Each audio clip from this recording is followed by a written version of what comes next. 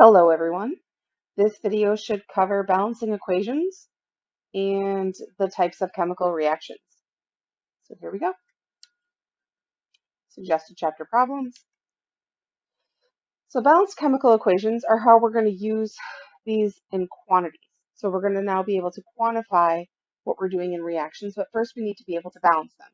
Now we've talked about this throughout the semester, what it means, and I said we'd get to it later, so now is later, and we're going to get to it. So this equation says that there are what we learned before, two molecules of CO plus one molecule of O2 yields two molecules of CO2. So before we learned that in terms of molecules. Then we said that as long as we used Avogadro's number, we could replace that word molecule with the word mole, as long as we did the same thing for everything in the equation. So now we have 2 moles of CO, 1 mole of oxygen reacting to form 2 moles of CO2. And that's what we see here. So as long as this ratio is the same, we always have 2 moles of CO and 1 mole of oxygen, we will always produce 2 moles of CO2. I'm going to keep coming back to this analogy with baking, that if we want to make 6 dozen cookies, and the recipe calls for 2.5 cups of flour, if we don't have 2.5 cups of flour, we can't make 6 dozen cookies, because we don't have enough of the ingredients. So these are just a recipe to make CO2 in this case. So whatever the equation is written for, it's a recipe for whatever the products are. So in this case, we want to be able to make sure that we can count the atoms. That's going to be very important for us. So how many sodiums are there? Well, if we have the coefficient out front, it's going to multiply through the entire equation. If we have a subscript, it's going to multiply for that individual atom, or in this case, it's going to multiply through the parentheses. Now you already know how to do this because we have been calculating molar mass since test 1. It's been on every test that you've taken. So I know you know how to do this. So 2 times NaCl, so we have 2 sodium atoms and 2 chloride atoms. So just easy, just like we've been doing before. 1 magnesium, 2 times 1 is 2 oxygens, and 2 times 1 makes 2 hydrogen. Now down here we have 3 magnesium. 3 times 1 is 3. So now we have 3 of these times 2 is 6. And 3 times 1 for hydrogen is 3 times 2 is 6 hydrogen. Good. Now you try. So try these, pause it, and try them, and then we'll go over the answer.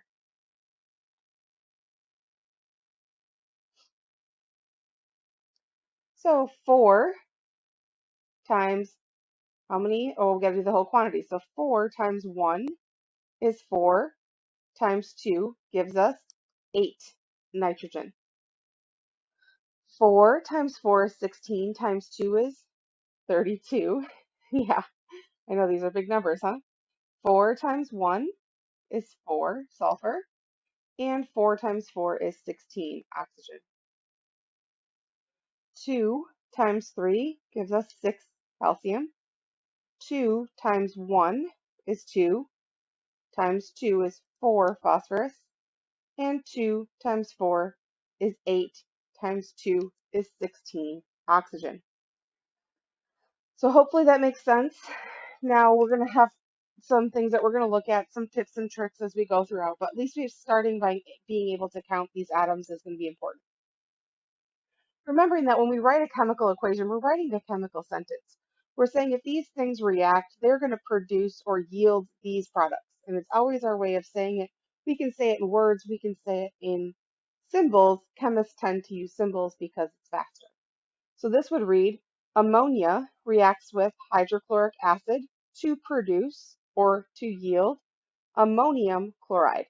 So we can write it in a chemical sentence with symbols, or we can write it in a chemical sentence with words, and it means the same thing. A reactant is anything on the left side of the arrow, and it's consumed, and the product is anything that's produced, and it's found on the right side of the arrow. Now, we've had that before. We've gone over that. Hopefully, you have that down by now. State symbols, we've gone over these, but here's a reminder. S stands for solid, L for liquid, G for gas, and AQ means it's dissolved in water. AQ always means water, and water is one of the most popular solvents because it's the universal solvent. So it definitely dissolves everything and it's relatively safe. So balanced. Balanced means we have the same number and type of atoms on the left and the right.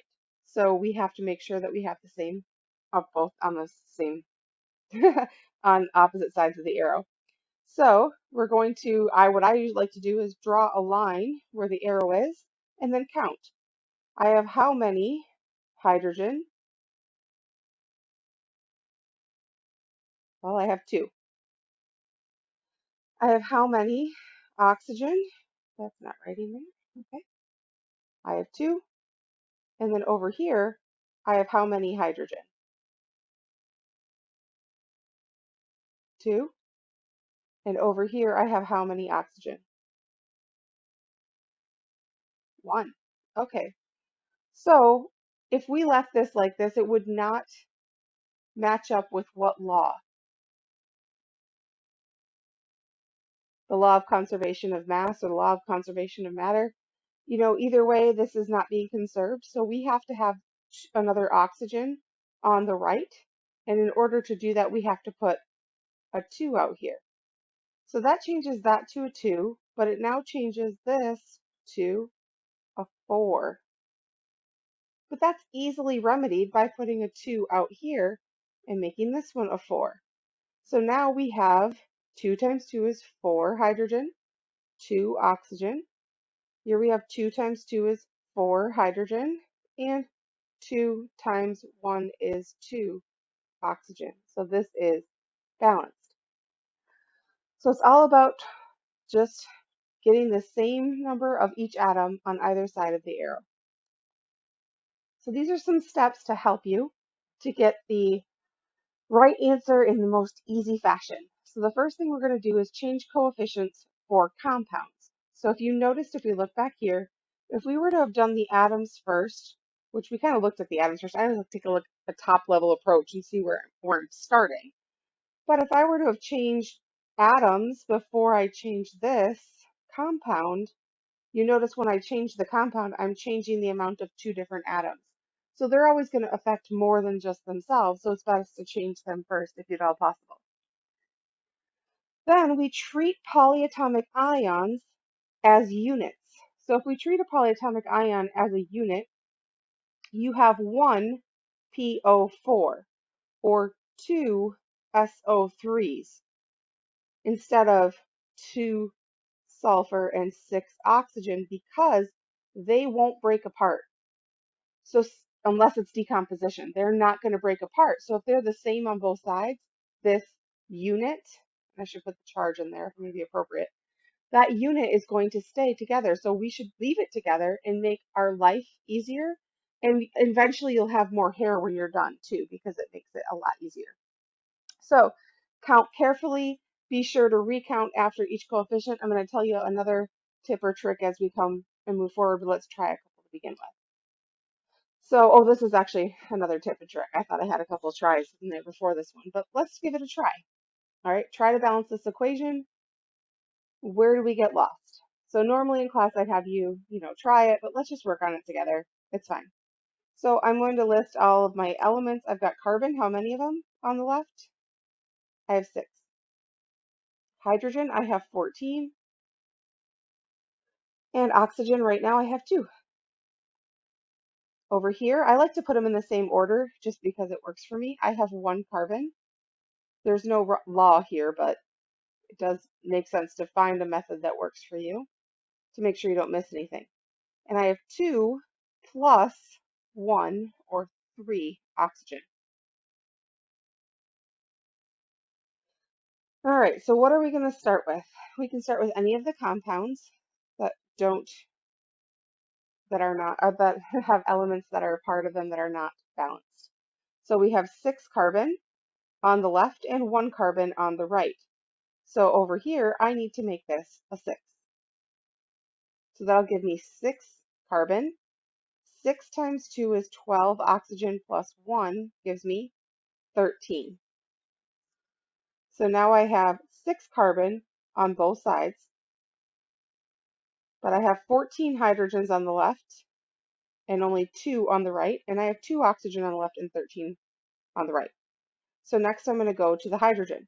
I have 14 on the left and 2 on the right. Well, this is times 2, so what times 2 equals 14? Right, 7. So 7 times 2 equals 14. And now I have 6 times 2 is 12 oxygen plus 7 gives me 19 oxygen. And you can erase that if you want. So I now have 6 carbons on both sides, 14 hydrogens on both sides, but I have 2 oxygen on the left and 19. Now, some of you that are really great at math are like, wait a minute, because no matter what, I need to have something that's an even number because this is a 2. And no matter what I multiply by it, I'm going to get an even number on the other side. So, what can I do? Well, what number do I really need here? I'm just looking at this on a top level. I need whatever 19 divided by 2 is. Now, I don't know about you, but you probably haven't seen balanced equations with fractions in them. While they do come up later in thermochemistry, and some people are okay with putting them down, very few are okay with putting them down at this stage or even in the future. It makes it a lot cleaner and easier to deal with whole numbers. So 19 halves is the number we need. How do you get rid of a fraction? Right, you multiply the whole equation by whatever the denominator is. So we're going to multiply the whole equation by 2, which is the denominator. So I'm going to change colors so you can see that happen. So this will be 1 times 2 is 2. What's 19 halves times 2? 19. What is 6 times 2? 6 times 2 is 12. And 7 times 2 is 14. So I'm going to take away this bracket thing I have here because we did that already. And I'm going to erase these numbers and we're going to double check.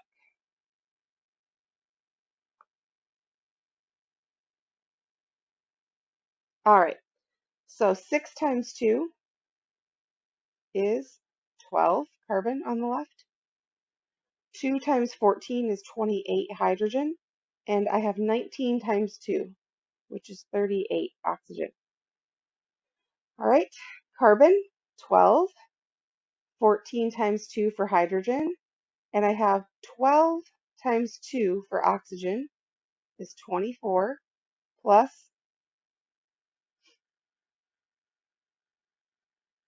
sorry, 14, I didn't say that one, plus 14 equals 38. So if we look here, everything is balanced. So using a fraction can be helpful in the midst of balancing an equation, and making this list helps you keep track of all of your elements and where they are, because sometimes we do have to guess and check or go back and forth. And I won't lie, sometimes if you're getting really crazy numbers and you can't figure it out, crumple it up, throw it away, and start over, or just erase the whole thing and start over. Maybe you have a typo, maybe you just missed a step, maybe you just wrote down a wrong number or did some simple math mistake. Believe me, I have done it all and I've seen it all. It's just some simple mistake usually that throws us off. But here are some ways, or sorry, here are some things that we can practice. So I want you to pause my goodness, I'm sorry, I got off track there for a second. Pause the video and try these. And then if you need more practice, we'll have some on Blackboard. But pause these videos and try it, and then look at the answers. So I'm going to put the answers up. If you haven't paused it, do so. Okay, and there are the answers.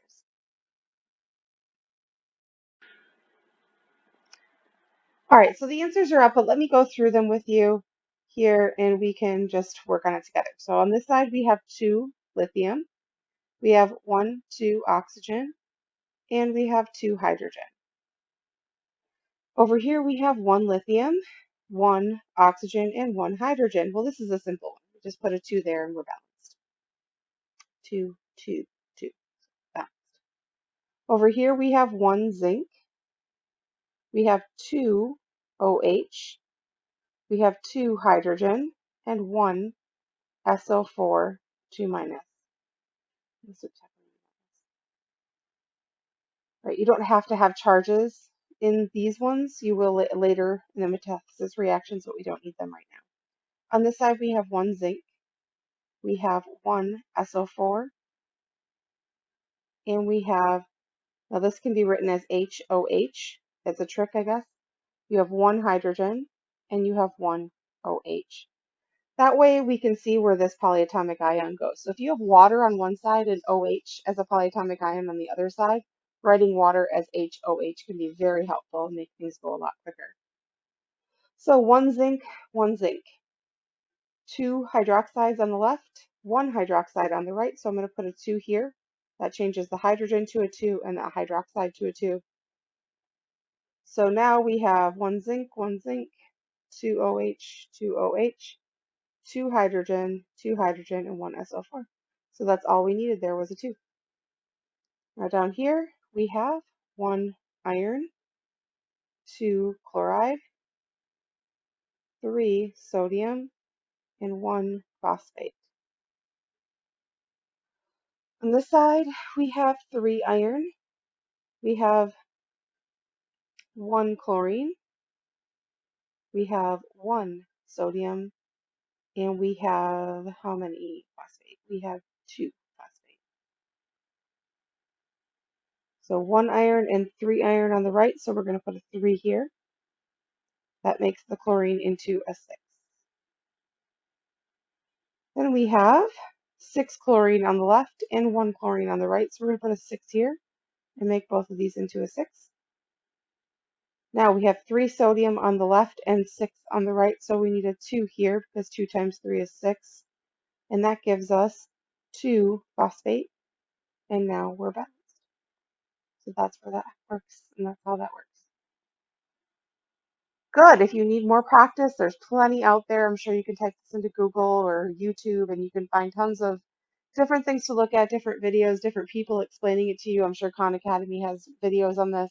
So no shortage of how to do this. And then again, there are the answers. All right, so chemical equations don't just represent chemical changes, they can also represent physical changes.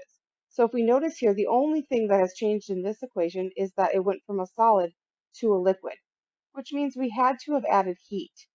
So this is how we display the term heat in an equation, is a triangle, or you could put a temperature. So this would have to be at 100 degrees Celsius or something like that. You could write a temperature or a pressure or something above or below the arrow. And this would give us a decomposition. So if we go too far, so we just melted it here on the top, but if we go too far, we're actually decomposing it. So this is a chemical equation, and this is a physical equation. So this is a state change, and this is called a decomposition. So I'm going to show you how to figure out what type of equations these are. There are 6 chemical types of equations that we're going to be looking at. Some places will say 5. We're going to look at 6. So we're going to differentiate. So 6 general types of equations or reactions are combination, decomposition, complete oxidation, burning of organic compounds is called um, combustion, and that'll be on the slide. Single replacement oxidation reduction is also known as redox. Now these two are the ones that are put together if you see something that says 5 types of chemical reactions. So double replacement precipitation or double replacement neutralization. If you don't tell me which one you are saying, so if you just said double replacement, I would write P or N on your paper. And then you would laugh at me hysterically because Mrs. DeVos just wrote porn on your paper. And if you would like to know when I figured that out, it was while I was teaching at a Catholic school. So there you go. You can all have a little chuckle at how I found out that I was writing porn on all of the girls' papers at Ladywood. Ha ha ha. So a combination reaction is going to be where we have 2 or more substances on the left, and they're going to combine to form just one product. So over here we have 2 or more substances.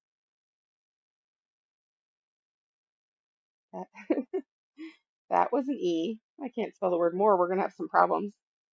So two or more substances on the left and one substance, combine them all on the right. On the right. Maybe I shouldn't spell things out today. So for example, here we have sodium plus chlorine yields sodium chloride. So sodium is a poisonous green-yellow gas. Well, I'm just kidding. That's chlorine. Chlorine is a poisonous green-yellow gas.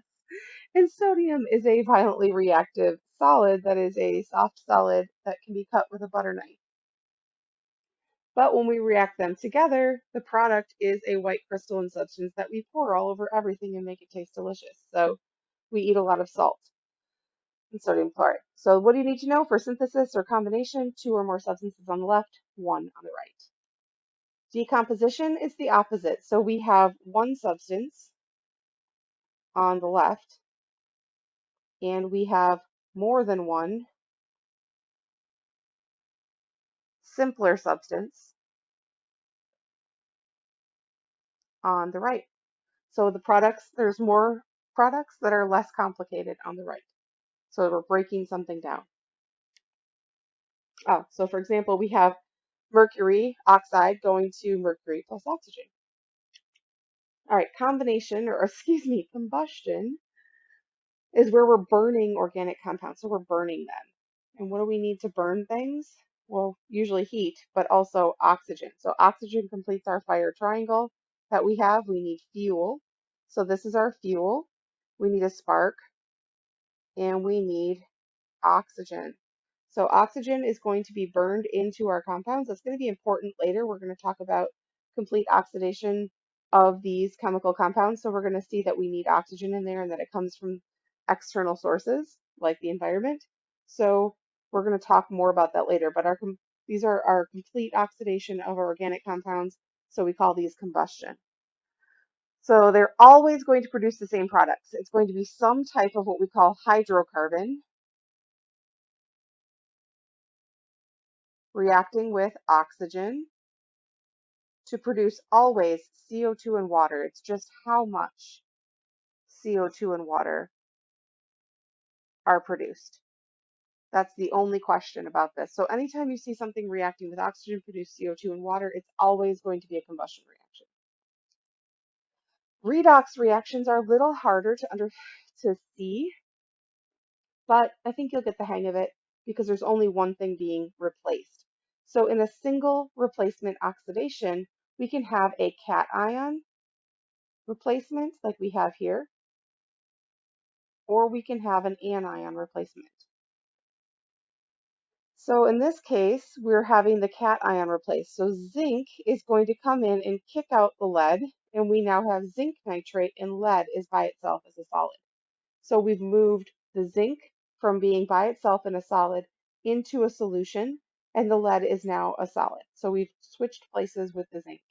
So they're replacing one metal, or we could replace the anion. So maybe I replace the nitrate with bromine or chlorine or something like that.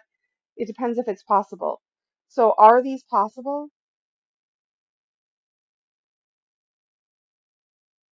So not everything could react. And would this reaction go to the right or would it go to the left? Which way would this actually work?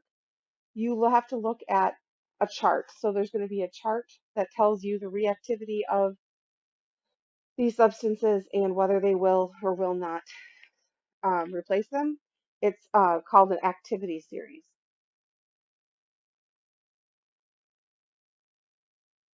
Now, we usually talk about this in lab, but if you need it, it will be given.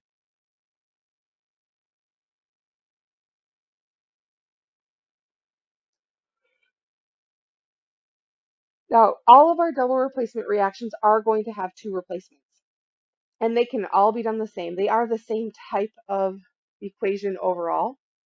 It's just that one is going to be specific to neutralization, whereas this one is specific more to a precipitation reaction where we form some type of insoluble product.